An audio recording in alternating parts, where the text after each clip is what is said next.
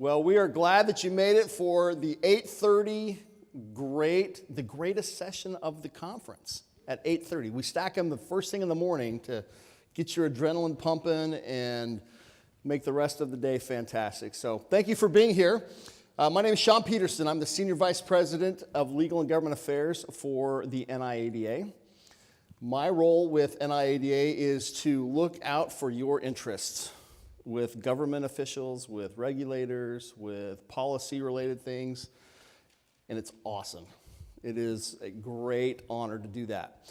I am privileged to be joined by three, and there's a fourth coming.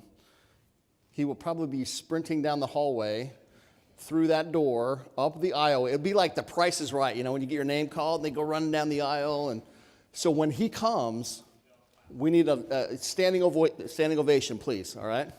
Okay? It is not Steve. It is not Steve. You got to do this for me. That's all I'm asking of you. Okay? Done? Promise? When he walks in, okay. He will appreciate that. Absolutely. Absolutely. So let's have all of our panelists introduce themselves real quick. Don, you want to start? Don Griffin. I'm with Car Hop out of Minneapolis, Minnesota. Lawrence Mead, Easton Motors out of the wonderful state of Wisconsin. Go Pack. You always have to get that in, I swear, you do. My name is Scott Allen, and buy here, pay here dealer, Autoland from Fort Worth, Texas. Is there a football team in Texas? Oh, yeah. Oh, okay, great. This might be the only week I cheer for the Badgers because they're playing that team up north that shall remain unnameless. Right. Amy knows what I'm talking about. So we have these three gentlemen are representatives of the NIADA Buy Here, Pay Here Commission. So if you were here with us on Monday, you found out a little bit about that commission. If you weren't here with us on Monday, we're going to tell you about it anyway. So, Don, you want to tell everybody a little bit about the commission? Absolutely. So the Buy Here, Pay Here Commission is a commission underneath NIADA. A little background, so this is a kind of a evolved effort of years of work of a lot of people in the industry to really combine the efforts, what NIADA, the former Chris Leadham, and the NABD efforts to really get everybody together on the same page and be an advocate for the Buy Here, Pay Here industry. So I personally spent a lot of years, like 9 or 10 years ago, trying to get everybody together and at the same table. And I'm so happy to be a part of this now and have NIADA really come in and be the umbrella under which we can all be together and really try to have a single voice for the industry. So, you know, it's really evolved into a kind of a lobbying, a regulatory commission to try to funnel in ideas, but also react to and respond to regulatory issues and issues that come up across the states. Because right now, as you know, the feds there's with a little breathing room maybe there just because the government changed, but obviously that can always change anytime, as we all well know. But also on the state level now, it's very important that we be attentive and be aware and be really advocates for ourselves, because there's a lot of issues going on in the states. And personally, the commission has had, and NIADA has had a lot of luck in some areas, and we've responded to things, and we've also been behind the ball in a lot of places. So we've had times where, you know, like California, when they came out with their regulations on the starter interrupt device and Buy Here, Pay Here regulations, we were behind the ball. A lot of us kind of got together very quickly and put together what we could to try to combat that. But the goal in a lot of what we've been talking about over the last year or two is to try to be ahead of the ball and try to be proactive. So we've been out, and Sean does yeoman work going out there, and anytime something comes up in the States, to really try to get out there and advocate for the industry. But now we've been looking at things like how can we be proactive about that. And so we've got some model legislation on GPS that we've talked about implementing or trying to go to states and be in advance, or at least when we go to states, we can say, if they've introduced legislation, we can say, hey, wait, time out. We've got some model legislation here that we can work with and really try to have try to change the dynamics of those conversations. So hopefully, I think, the industry needs to band together and to work with these efforts and really try to get in front of these. And so that's what the commission is about, and that's what, glad everybody's here because we can talk more about that. But also, it's as we go, getting involved in your state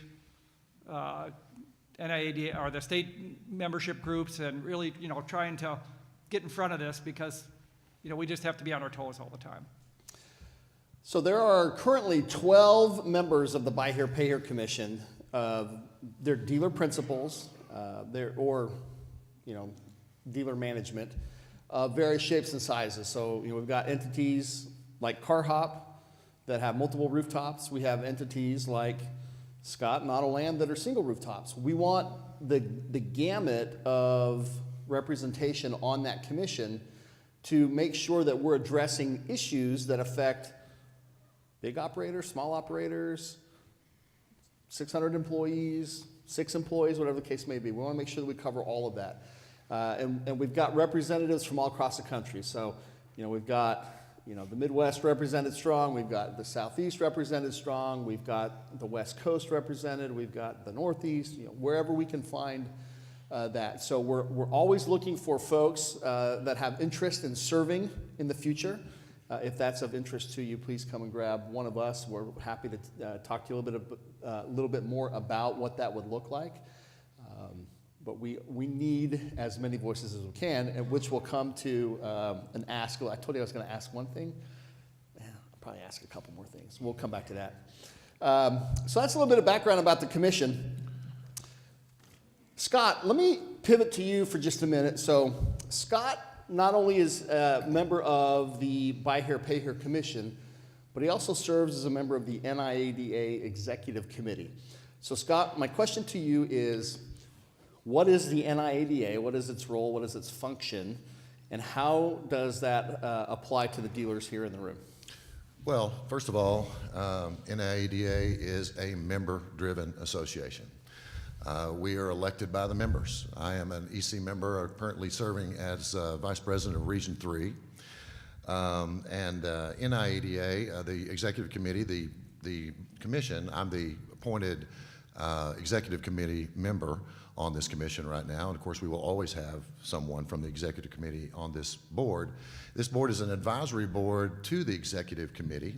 So anything that comes out of that board is recommendations to the Executive Committee, we're going to be looking at and trying to take action on. So NABD is the umbrella over all of this, again. And as I said, we're a member-driven association. You guys elect us to do these things for you, and so it's so important that we hear from you. We need to know exactly what's going on in your state, in your communities, problems that you may be having, because this is where it starts, right here with this board. This is where we discuss these issues. We figure out and formulate plans to combat whatever issues, or even form strategies to as they were saying, introduce our own legislation, whereas we're trying to get more proactive instead of defensive. So it's a collaborative effort from NABD at the very top all the way down through the commission, and it ends with you guys. And it starts with you guys. So I think that's pretty much in a nutshell what we're doing. So I've got on the screen right now the 4 regional vice presidents. NABD has broken the country into quarters. And there is a elected dealer member of the executive committee that serves as the vice president for each of those 4 regions. Those gentlemen are up on there. You can see the states that they're responsible for next to their name. There is an email address that you can reach them at. They want to hear from you. If you are aware of anything that's going on in the industry, positive or negative, something that concerns you, something that you think is going well that you'd like to see spread to other states, something that is, an initiative that you may be working on in your state that, because trust me, when we talk about some of the things that we're talking about that maybe not be great for the industry, that's spreading across the country. We want positive things to spread across the country as well. So these gentlemen are here to be your voice, your representative. So please feel free to reach out to them. Use this email, and Scott probably would give you his phone number too. He's Absolutely. is Please very contact kind with that.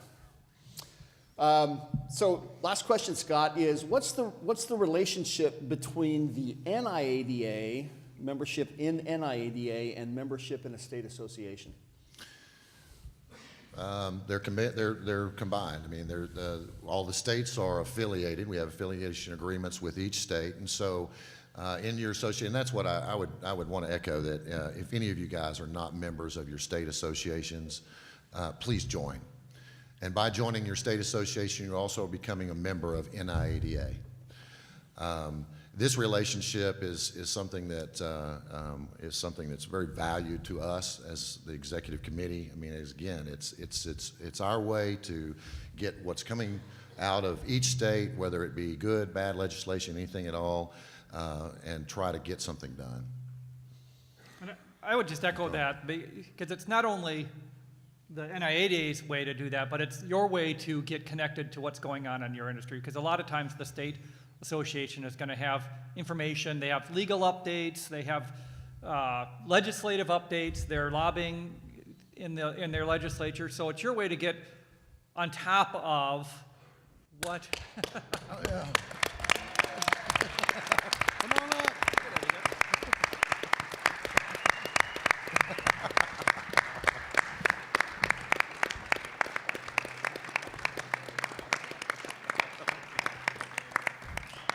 Let me help you up there, young man. I didn't want you to pull a hamstring. I hate it when Vegas happens. There's a few beads of sweat coming down Jeff's face. made pretty good time for just getting up 15 minutes ago. If your picture's not up there, it's really not that important. Jeff Martin is the executive director in the State of Texas Association, the Texas Independent Auto Dealers Association. So, Jeff, we're actually just starting to talk about the interplay between state associations and NIADA. So, perfect timing. Don, go ahead. You want to finish your thought? Oh, well, yeah, just the importance of being involved in those state associations is tantamount, because it's really important for you and for the industry, and a lot of times when legislation or when things come up, to be able to have you have to react very quickly, and to be able to have a voice and to be able to have dealers on hand that can go and talk to the industry, maybe talk to representatives. It might be your neighbor, right, that you can go talk to and say, this is dumbass legislation, what are you thinking about, and get those things stopped before they become spread across. And because once legislation takes foot in one state, then it's going to spread to others, as we've seen with some of the GPS legislation. So, Jeff, the question is, what's the value for the folks in the room that may not be members of state associations or NIADA to join and be a part of that team? Yeah, and we talked a little bit about this on Monday. The biggest value that I see for the commission and for NIADA, and then ultimately for the state associations, and ultimately for you, which is the most important thing, is boots on the ground and eyes and ears. As Don was talking about, getting to know your state representative, getting to know your legislator, and ultimately passing that information up to the state association so that when you do see that piece of legislation, our responsibility, these guys are all car dealers, but for Sean and I, our responsibility is to represent your interests. And we can do a better job of representing your interest when you have a relationship with that legislator, so that we can go out and we can talk to them about the things that are affecting your business. And I strongly represent, we talk about kind of three things all the time in Texas, and I'd say even within IEDA. Becoming a member of the association is kind of step one. That's the easy thing. Recruiting other members, or kind of becoming an evangelist and talking to people about the importance of being a part of the association is also very important. I think sometimes the easy thing is writing a check, and I know we're going to talk about PAC later toward the end of this meeting today. But then getting involved in the association, and the value, as Sean's talking about, passing that information up to the state association so that they can pass that up to NIADA, and people can get involved if there is a piece of legislation that's going to affect your industry negatively. And as Don talks about, that spreads. If it happens in California, then it goes to Oregon, and then it goes to Nevada, and that's the kind of thing that we want to make sure that we're involved in, so that we're protecting your industry. And that's most effective done at the localist level you can get. There's a saying in politics that all politics is local, and I'll tell you, it doesn't matter whether you are in Washington, D.C., or whether you're in, Elkhart, Indiana. It all comes back to Elkhart, Indiana, right? The congressman, and I'll give you a quick example of this story. So 2 years ago, I was in Washington with the current, the then NIADA president, who was a dealer out of South Carolina. We walked in to see his congressman. I'm a hired gun, all right? I'll be the first to admit, all right? I'm a hired gun. I'm a paid professional staff. I get paid to wake up every morning and go do battle on your behalf. And like I said, I love it. But they know that, right? When I introduce myself, a lot of them know who I am, but if I introduce myself, I'm Sean Peterson. I'm Senior Vice President, Legal and Government Affairs for NIADA. They're like, okay, yeah, that's great. What do you want to talk about? But if you walk in with me, guess what happens? I become invisible. We walked in, we sat down, we met with Congressman Tom Rice, who was Billy Threadgill's congressman. Walked in and introduced myself. Billy never met him before. Congressman, this is Billy Threadgill. He's a dealer in Florence, South Carolina. We were in the congressman's office for 45 minutes. Do you know how many words I said after I said, this is Billy Threadgill? I was invisible. You have much bigger impact than I do. So what's the value in being a member of the association? Your voice. Your voice makes an impact that Jeff and I, quite frankly, can't make. And Sean, I'd like to add to that. In Wisconsin, I was very involved with the dealer body, Wisconsin Automobile Truck Dealer Association. And about 7-8 years ago now, I was nominated and elected chair of the board. So a buy here, pay here dealer, myself. Mainly it's predominantly new car dealers involved with the Wisconsin Association. They have all but maybe 15, 16 new car dealers part of the association. That's really phenomenal turnout and participation. But you know what, everybody here, I thank you for being here, I thank you for being involved, but do get involved because a buy here, pay here dealer can make a difference. I was fortunate enough to chair the dealer body, met a lot of great people, and made a difference. Got involved with the Department of Motor Vehicle on an advisory level, so we had a chance to sit right next to the people who handle the DMV for the state of Wisconsin. Had a chance to sit right next to the people who handle Department of Finance and Insurance. Had a chance to talk to the Attorney General of our concerns of our industry. Good, bad, or different, sometimes you have to agree to disagree, and then there's other times you have a chance to really make a true difference. And I tell you, everybody in here, if you have the opportunity, I get more out of this when I get involved.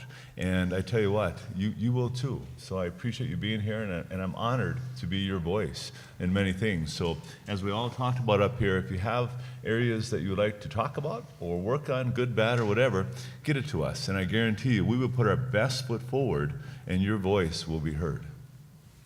Yeah, and I'll kind of add to that, Lawrence. I mean, as an association guy, certainly I'm like Sean, I'm a hired gun, and I agree with everything that he said. We become invisible once we get a dealer in there.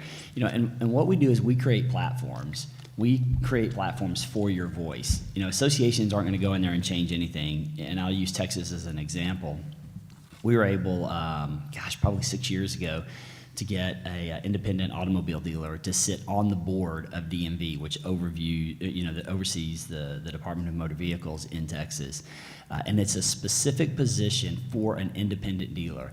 But that happens in a way because of associations, but at the end of the day, it's really because of the platform that we create. And if we didn't have dealers that were active and involved and interested in making sure that their industry was protected and that they had a voice at the table, then that wouldn't happen. And so, if there was something that you could leave here with today, and I think you guys have gotten some great ideas with education and certainly in the expo, but one of the things that I would certainly encourage you to do is go back to your state association and take a look at how you can get involved with that state association, because that's really what that's about. It's a platform that is created for you to get involved. I mean, all these associations are member-owned, member-governed, and you're the member and you're the governor of that. All we do is manage it. We just create the platforms that give you that voice.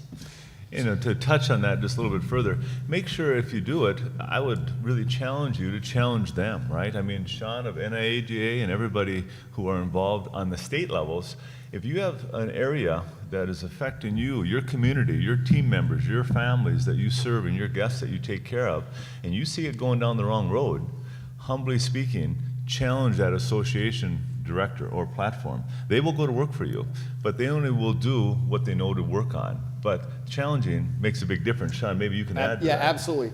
So I'm going to give you one step. So Jeff said go back to your state association and push back yes. But I'm going to give you a step before that. If you're not a member of your state association, which I'm sure some of you are not, walk out to the registration desk, ask Angela, ask Juliana for information on what you need to do to join your state association. Jeff, I think you're the highest, dues in the country at $490, $495, something like that. $499. $499.95. For the extra 5 cents, Jeff will throw in the extended warranty package.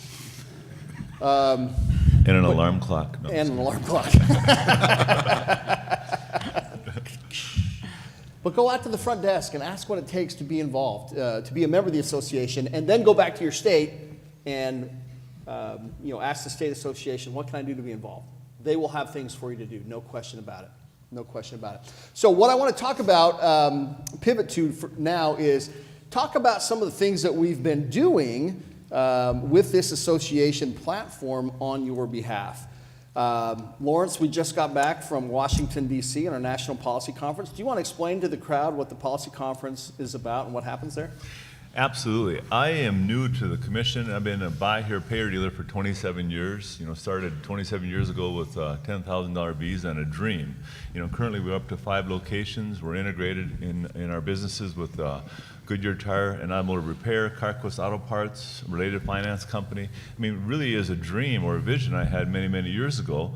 And the only way it really come about is the great team of people working together. And I do have a phenomenal team of people. With that said, the Washington trip, I tell you, if you have an opportunity, please join us and please be there. I can't tell you the excitement I had experiencing that. People have talked about it. You see it on TV, you see it in the newspaper, and you think, well, that's just Washington. That's way bigger than I am. That's way bigger than anything my voice could ever be. Well, I was wrong.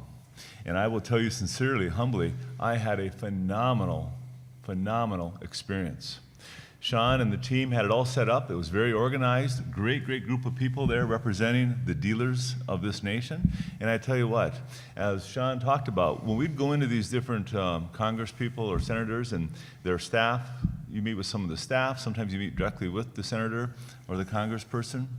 And as soon as we get introduced and we have a chance to talk about what we believe in, what we want to work on, but more importantly, about our communities, about our teams, about our families, about us as a dealer, a buy here, pay here dealer, supporting our Pee Wee team, supporting our high schools, doing charity work.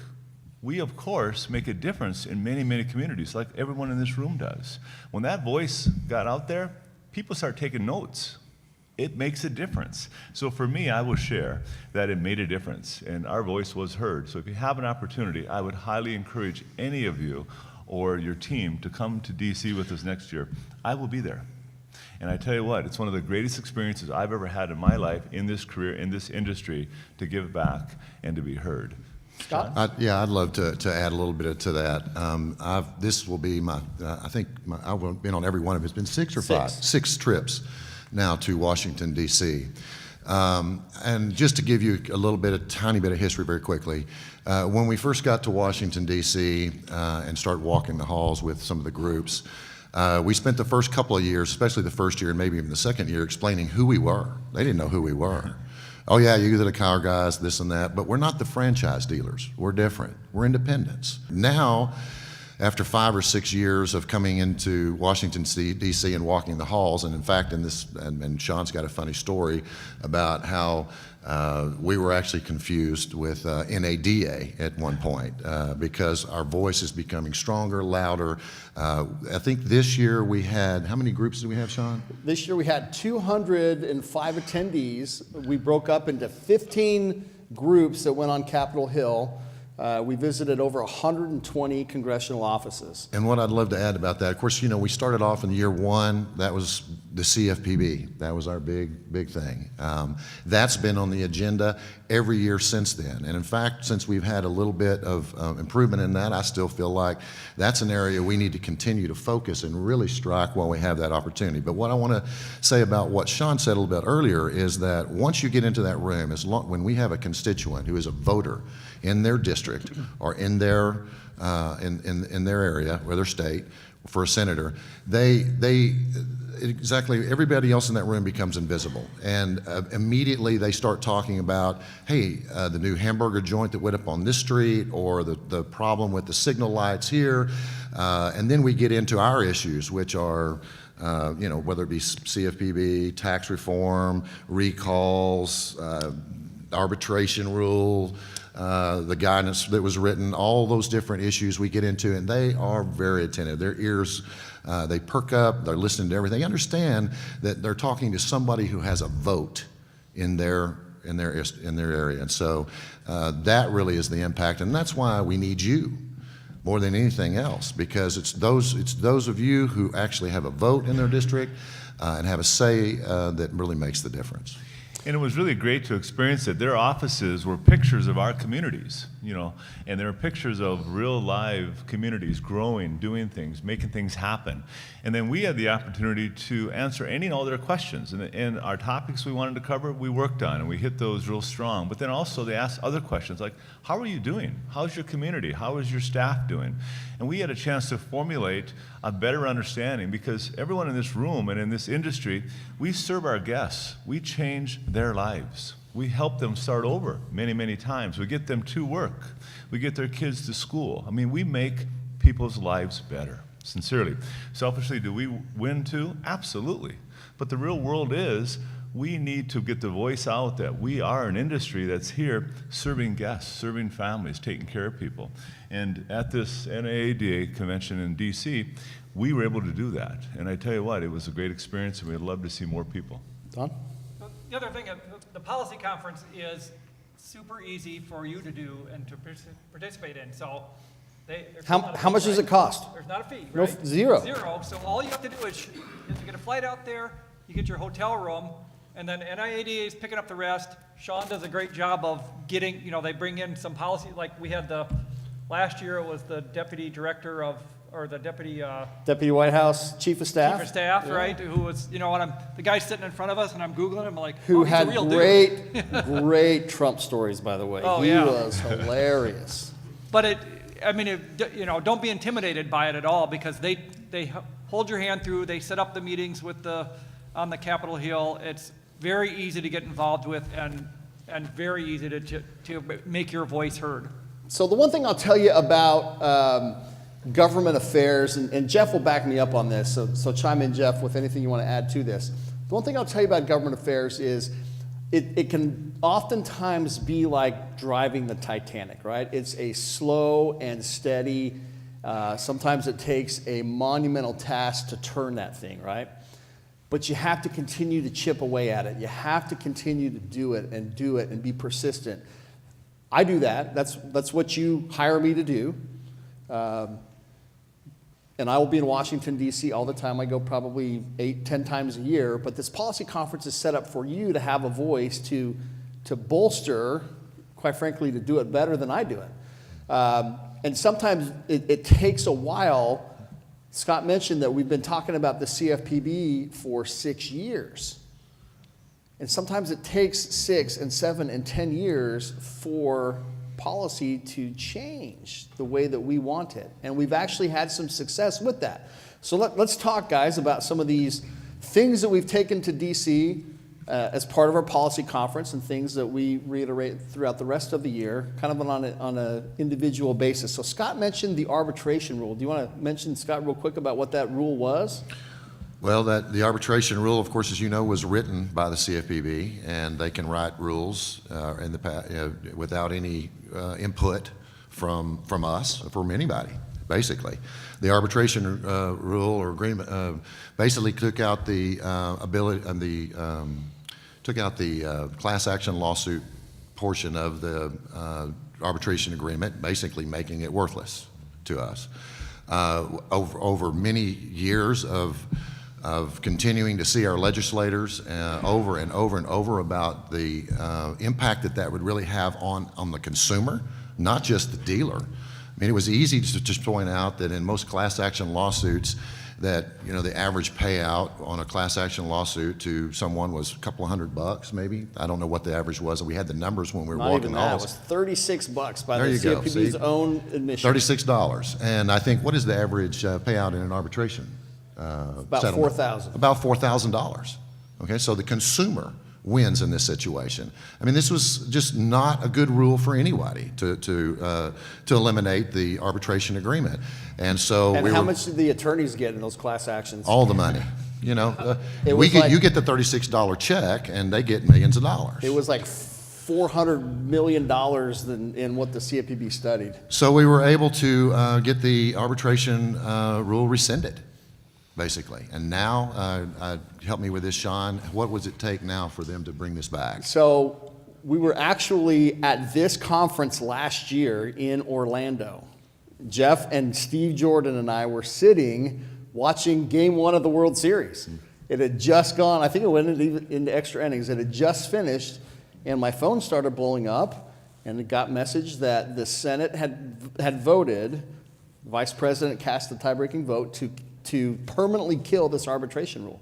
So in order for anything similar to come back on the books again, it has to be an act of Congress, which, you know, acts of Congress are hard to come by these days. And that's probably not going to change anytime soon. So that's a good thing for our industry. Years and years and years of pushing finally got that result. That's a big victory for us and our consumers. So one of the other issues that Scott mentioned with respect to the CFPB was this indirect lending guidance. Don, you want to take that one? Explain what that is? You want me to help you? Yeah, you might have. I know what it is, but you're better at it. So the CFPB about 5 years ago came out with what they termed a guidance document, but what the guidance document in essence said is, we think that if you are engaged in indirect lending, most of you in the room are buy here, pay here dealers, but some of you are in subprime paper, you're selling that paper to somebody else that's unrelated to you, unaffiliated with you. What the CFPB said is, if you're engaged in that process, we think that there's an increased risk that you're discriminating against minorities and females, and could be maybe even sexual orientation, whatever the case may be. We think that there is an increased risk of discrimination. We have a problem with that, and they came up with this comprehensive plan for inputting, because you can't report race or gender to who's buying your paper. So they looked at zip codes and they looked at last names, and they made conclusions based on the formula of assumptions, which, you know what happens when you assume. And they had that, trust me. There were people that got settlement checks from some of the cases the CFPB brought that they didn't look like, a Latino. They looked like me, I was never intended to get those kind of checks. So we went to work for 5 years trying to get that thing off the books, because it was really a rule. I mean, they were using it to bring enforcement cases against finance companies. And after 5 years of pushing and pushing and pushing, you helping to push at the National Policy Conference, this summer that got off the books. Round of applause for all these guys on that. So those are kind of the big CFPB things that have happened. What are some of the other things that we're working on with the CFPB in particular right now with restructuring? Yeah, certainly the structure of the CFPB, and there's hordes of court cases over it. Just this single, and I can speak to it personally, the effects of having a single director who's responsible to no one. So one of the things that the industry has been advocating is to have a commission, kind of like the FTC structure. So it's where you have some appointments from a Republican, some from the Democrat, and then one from the president. So it's a constantly kind of evolving. We feel that would be a better setup than having a single director that can really do whatever they want without any guidance or control. And then having the Congress to be able to have some authority over the agency, because right now there's no check and balance to that agency at all. So, you know, having Congress to have appropriation authority so they can, if they don't like what they're doing, they can pull their budget away. How many of you have teenagers? I got teenagers. What is the one power over your teenagers that you still have? What's that? Driving? The phone? Cash. Right there. That's my power. Hey, Dad, can I have $20 to go? My friends and I are gonna. I don't know. I think I'm gonna have to pray about that one. To Don's point, the way the CFPB is structured, they don't have to go to mom and dad, aka the Congress, and ask for money.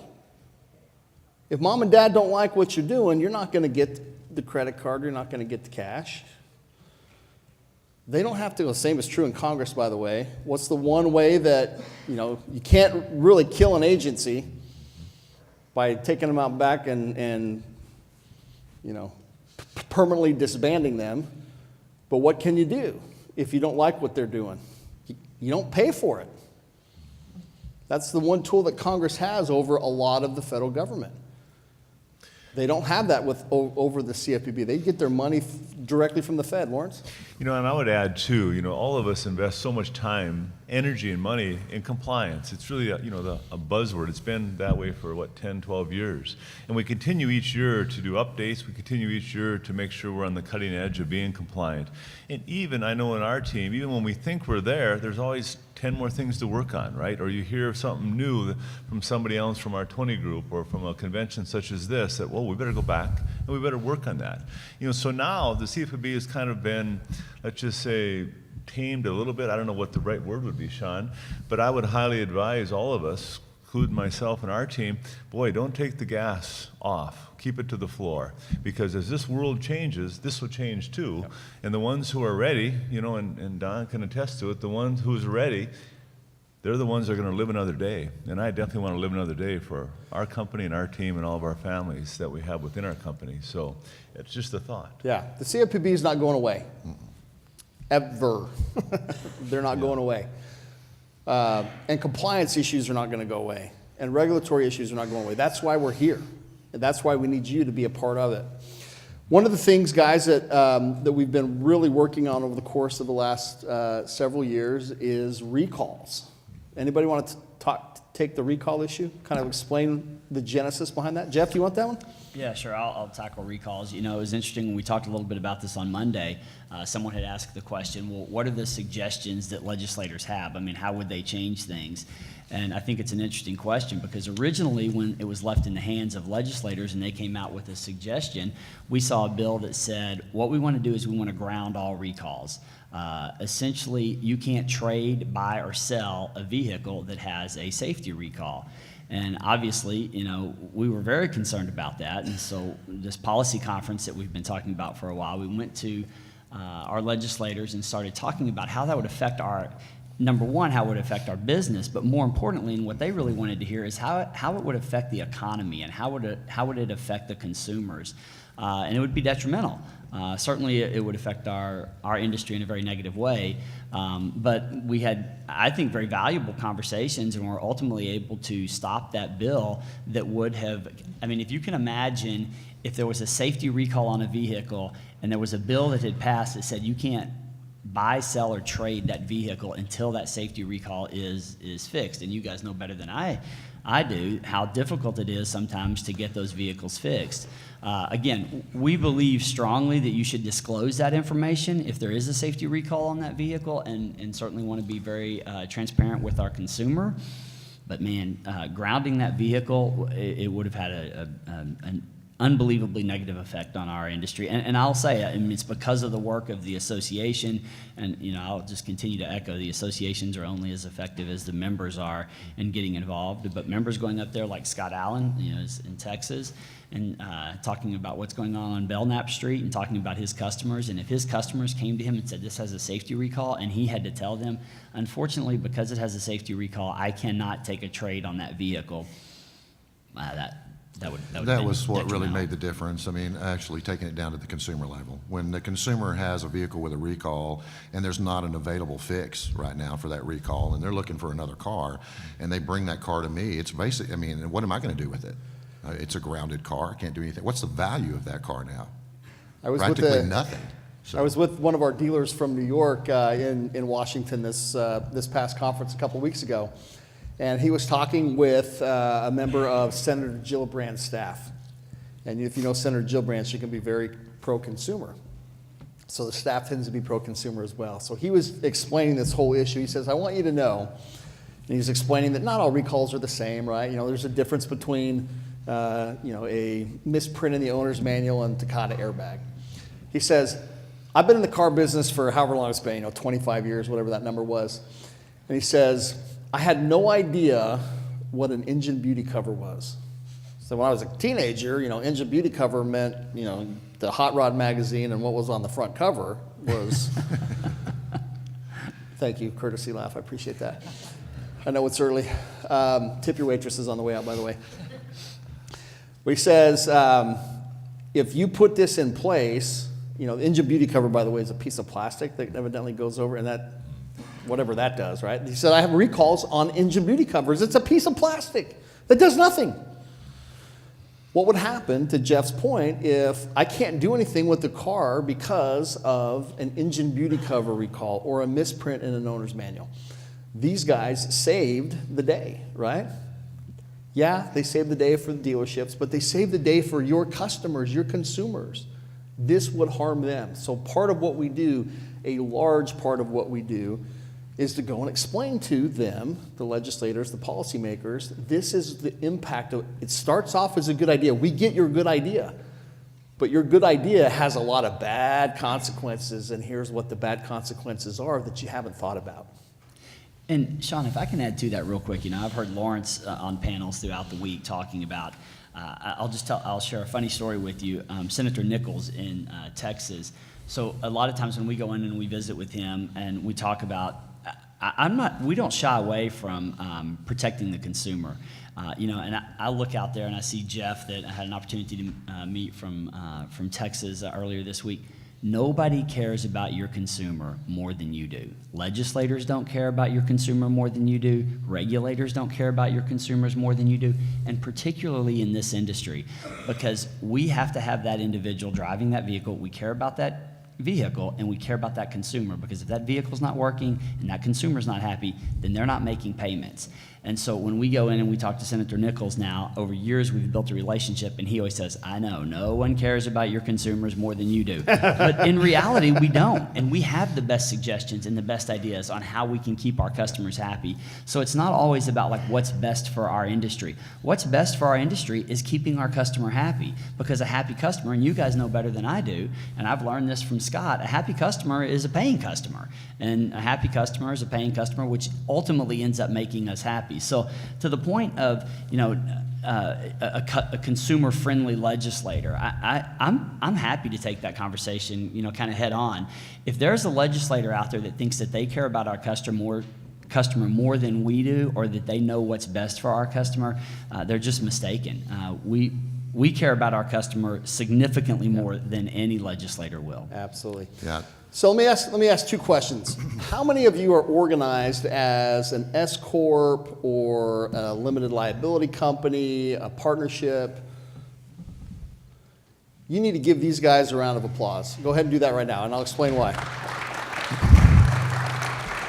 How many of you, I see my friend Lori Kari from Next Gear. Hi, Lori. Next Gear Capital, they do floor plan financing. How many of you have a floor plan line of credit? You need to give these guys a round of applause.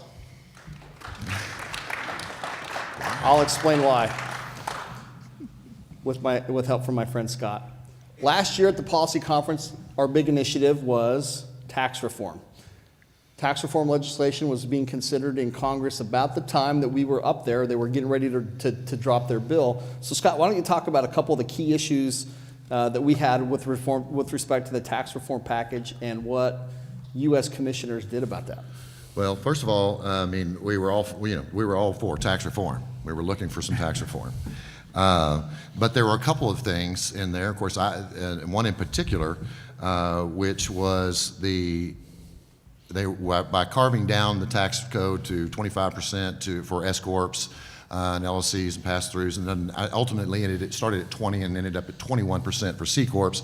I tried to get S corps down there with the same there's C corps. That didn't work out, but that was one of the things that we brought up. And before I get to the floor plan interest deductibility, and of course what that means is to get these tax cuts, that was off the table.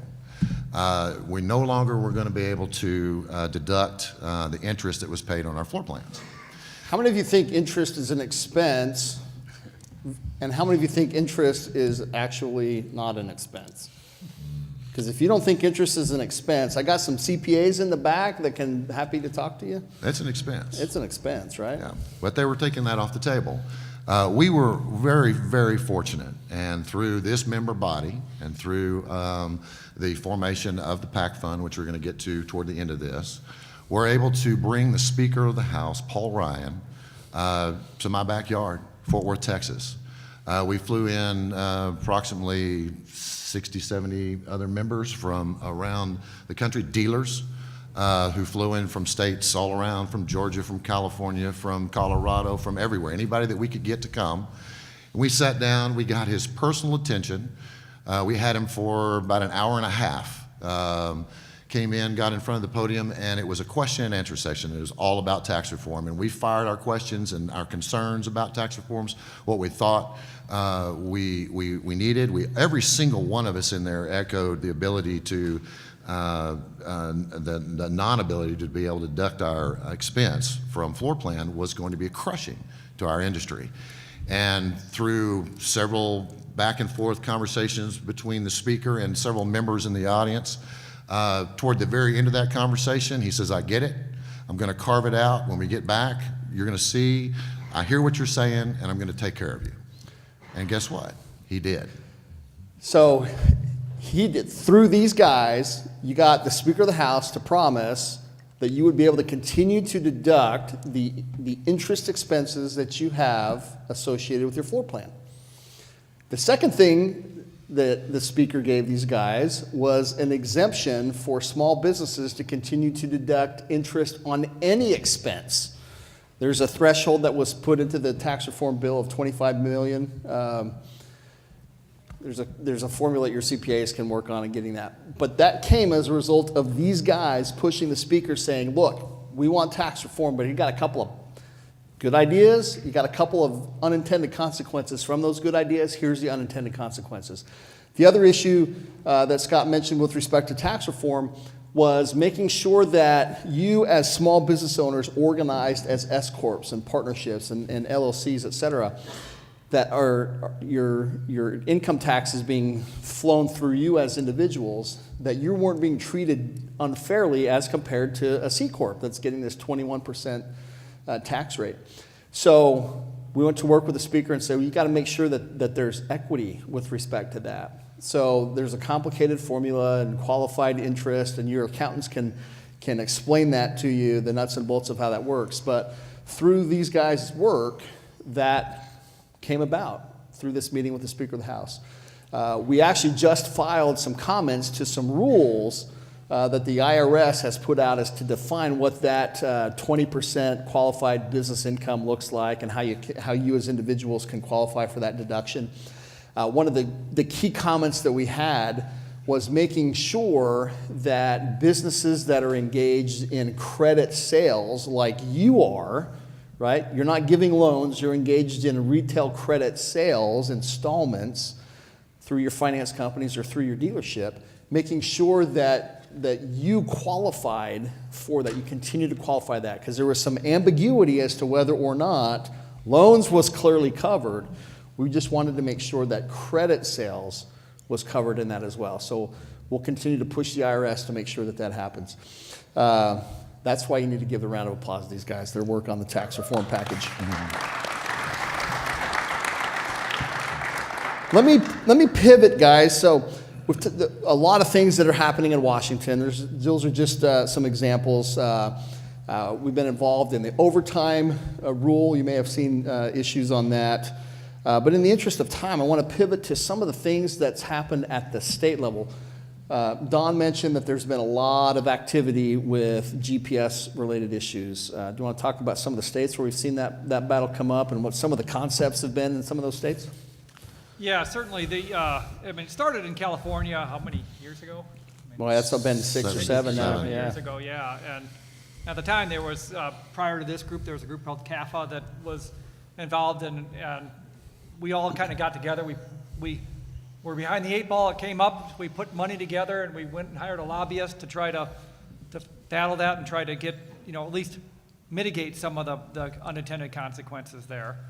But since then, there have been multiple states that have brought this up. Sometimes it's in the form of privacy, so it's a GPS kind of trying to protect the consumer, but the unintended consequence of that is that they essentially outlaw the devices. So that was Oklahoma, I think, was that kind of example where it would have essentially outlawed the device. Sean flies in, gets together with some dealers there, and got that changed to carve out the exception for a finance company to use a GPS device the way it's intended to be used. But other states have been less friendly, and we've been behind the 8 ball when it comes out, and you get to somebody who is very active. And so New Jersey has one that was, essentially, the New Jersey bill is interesting. The New Jersey bill started out as a total ban, and then he thought, well, in my generous disposition, I'm going to give you a deal where if you use a GPS or start interrupt device, then you have to knock the interest rate down by 10 points. Yeah, that wasn't going to work either, right?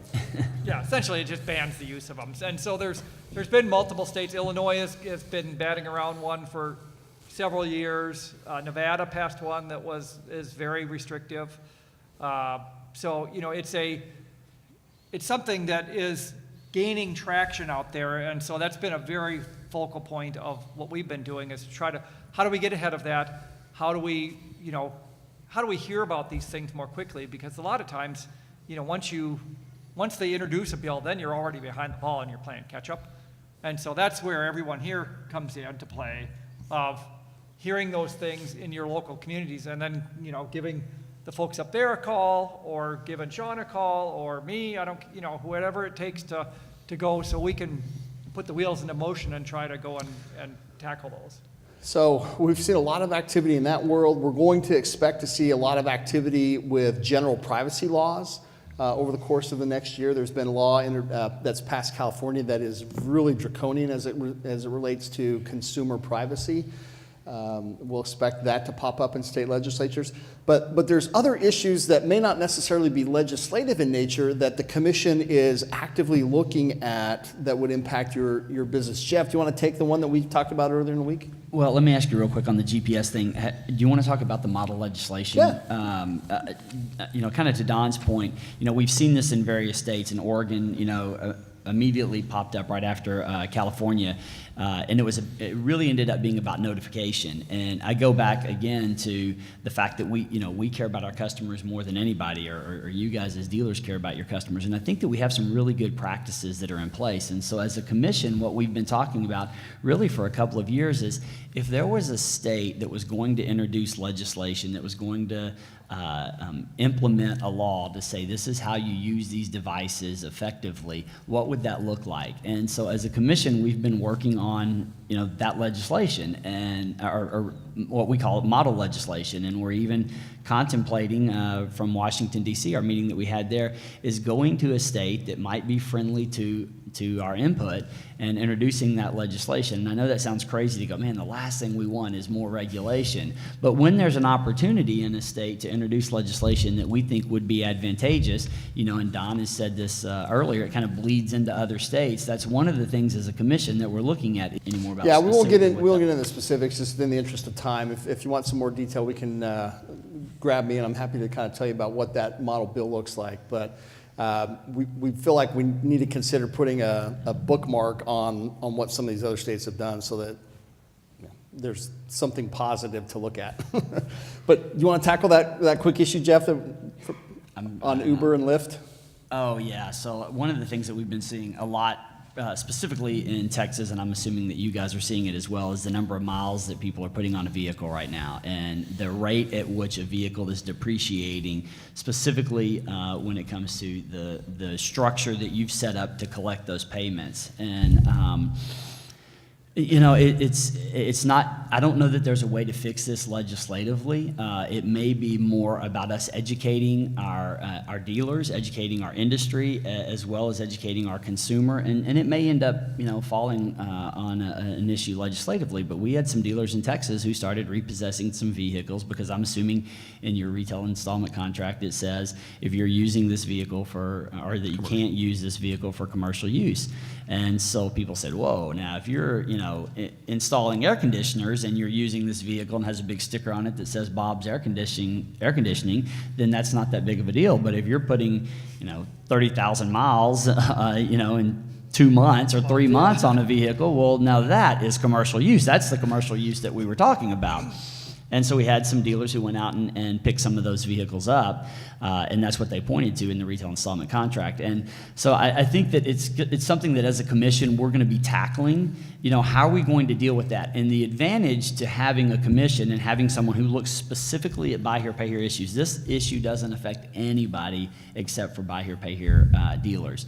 I think it's important that you have a commission that's looking at those and that we can get out in front of it.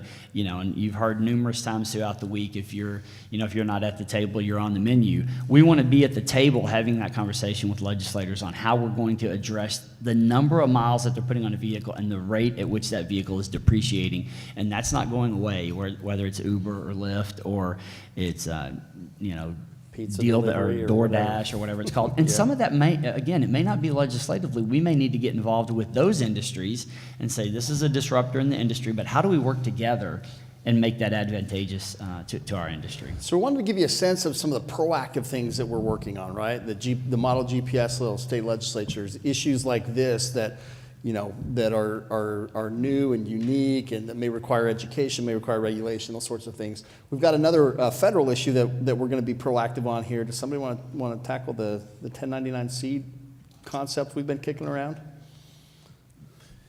Lawrence, you want to take that? We're working on it, and the 1099-C is really a kind of a rule that just creates so much, I call it brain damage for everybody, right? It just, do we need to do this? Do we need to make sure this is always going to happen? And I think if we work together there, and why don't you share what you've done too, as far as how you think this may just get changed and dropped? So it's been interesting. We've had a lot of conversations with the Small Business Administration over the course of the last year. Myself, again, the hired gun, talking with the other hired guns in the agency, but we've had dealers in key jurisdictions as the SBA has traveled around the country kind of soliciting feedback from small business owners. What are the regulatory issues that are kind of rubbing you hard? And we've had dealers that have gone, you know, we've helped coach them up, obviously, and talked about the 1099-C issue. We've had dealers from Atlanta, and we've had dealers from San Antonio and Houston, and we've had dealers from Pennsylvania. I'll go talk to the SBA about this issue, to the point where we've had the SBA specifically reach out and say, yeah, we think we want to work with you and see if there's something we can do to resolve your concerns. And that's opened a door for us to kind of look and say, all right, we got this concern with this 1099-C requirement. Doesn't seem to make a lot of sense. What can we do to fix it? In the interest of time, we are about out, but I want to close with just a very quick, we've kind of mentioned this PAC thing. What the heck is a PAC? Anybody want to tackle the NIADA PAC fund? Scott, you are the reigning NIADA PAC Cup champion. Why don't you tell everybody about the NIADA PAC fund? So the PAC fund is, first of all, Speaker of the House, Paul Ryan, doesn't come to Fort Worth and sit down with 70 dealers unless there's some money on the table. Okay? So that's what we're talking about. Money talks. I mean, we talk, and money talks also. Money opens the door to get to bend their ears. So the PAC fund is a way for you to contribute to the PAC, to a fund that NIADA will use to select certain senators, congressmen, whether it's in Washington, D.C., or even in a state. Wherever the issue is that we feel like we can grow our influence, it takes money, okay? So the PAC Fund, I guess, has been running, the INDIPAC has been running now for about 5 or 6 years. Congratulations to Region 2, who has won it 4 years in a row. And I see Henry over there, he's laughing, he thinks it's pretty funny. He says he let me win this year. But this year, Region 3 was the reigning champion for raising the most money for the PAC Fund. In this last year, we raised $212,000.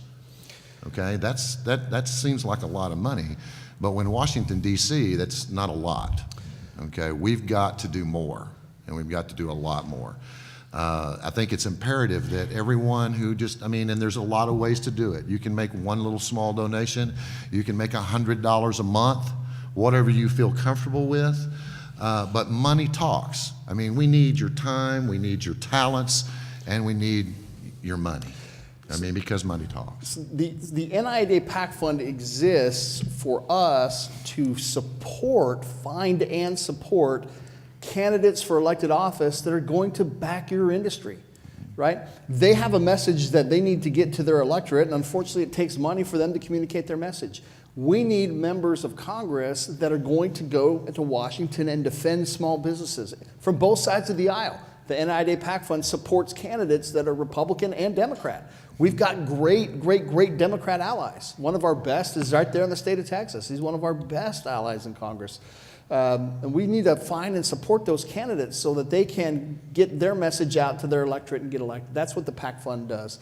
It does open doors for us to be able to communicate with key members of leadership like Speaker Ryan and like Congressman Scalise. And we've had conversations with Harry Reid when he was in Congress. And it's there for you.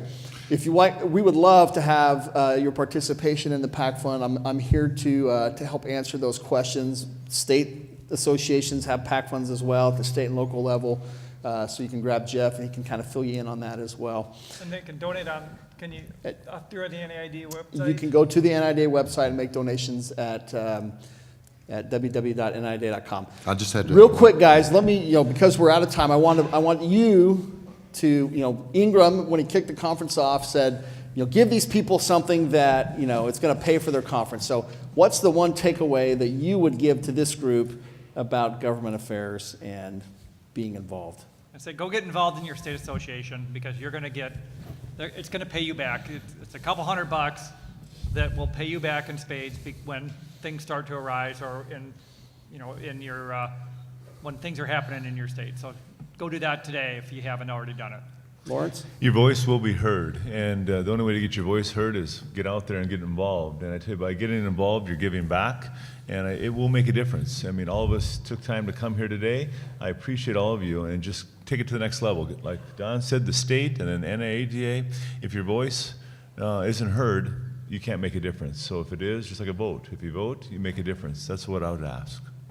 Scott? Sorry to echo anything more than that, because I've said from the very beginning, it starts with you. We need you, the members. We need your voice, and we need your talents. So I would encourage you to do exactly what they said. Join your state association and do it today. Jeff? Yeah, and same thing. I mean, joining your state association, in my opinion, is kind of step one. Getting involved. You know what's best for your industry.